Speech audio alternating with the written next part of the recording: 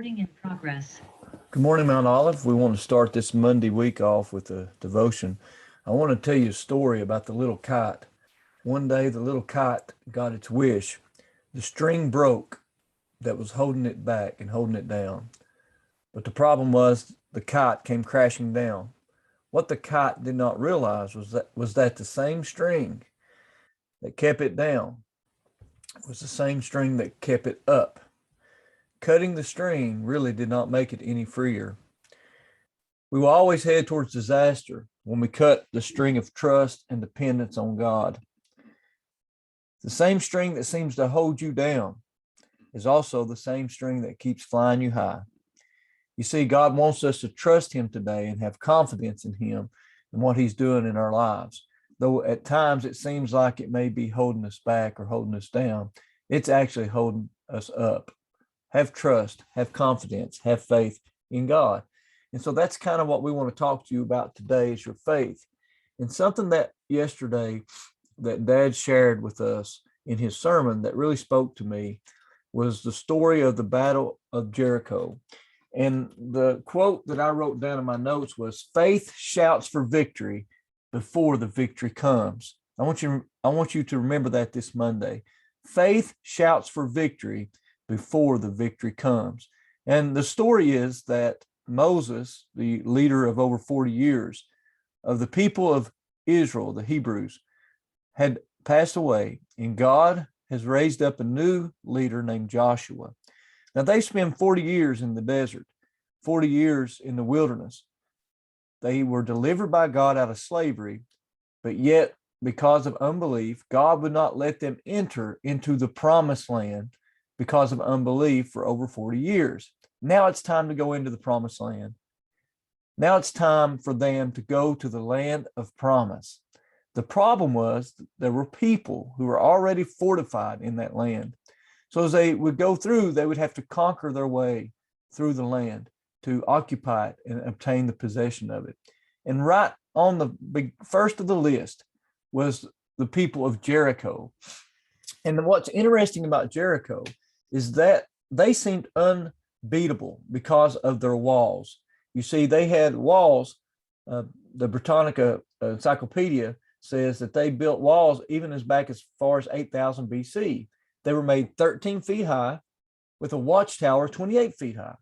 And so they protected their people, their homes, and their water supply for years because of this fortification, this big wall. And this was the first people that God said, you're going to have to defeat, because if not, they're going to kill you. So here goes the people down to defeat the Battle of Jericho, this big wall, this enemy that stands in their way. And in Joshua 6:20, well, before they went down there, God told the people, He said, you're going to go down, as Dad said yesterday. You're going to put some armed people in front. You're going to put the priest with 7 trumpets next, the ark, and then the Ark of the Covenant, and then the rest of the army, and then the rest of the people. And you're going to walk all the way around those walls. You're not going to say a thing. And the priest is going to blow their trumpets. You're going to do this 7 days. And on the 7th day, after the priest blow their trumpet, I'm going to say shout. And you're going to shout for victory, even before the victory comes. And then when you give that shout, I'm going to bring down the walls. Well, there's 2 miracles in that. Number one, the people that Joshua is leading can keep their mouth quiet and not complain or murmur. If you've ever been a leader of people or a team or an organization, that's kind of hard to have people of unity that will not complain, right? But the second miracle was that based upon their act of faith, God brought the victory. Look in Joshua 6:20. So the people shouted when the priest blew with the trumpets. And it came to pass when the people heard the sound of the trumpet that the people shouted with a great shout. Faith shouts for victory before the victory comes.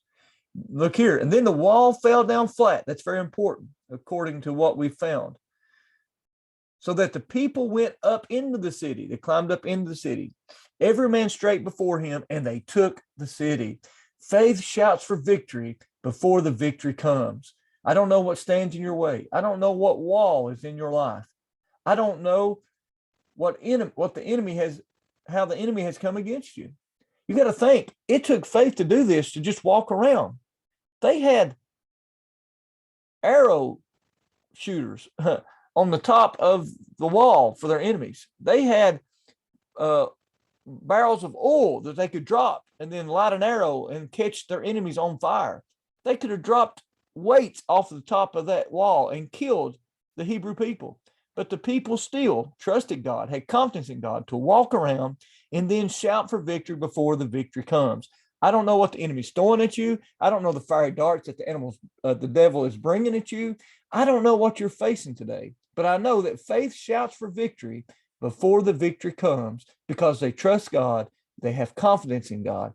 That's what people of faith do. Now you say, well, I don't know if I believe this story. Well, I want to show you something. Here's some photographs of the wall that they have found. The excavation, the Italian-Palestinian excavation in 1997. And what's interesting is that they found that the bricks and the collapsed stone of the wall fell in such a way that it made stepping stones for the Israelites to go up into the city.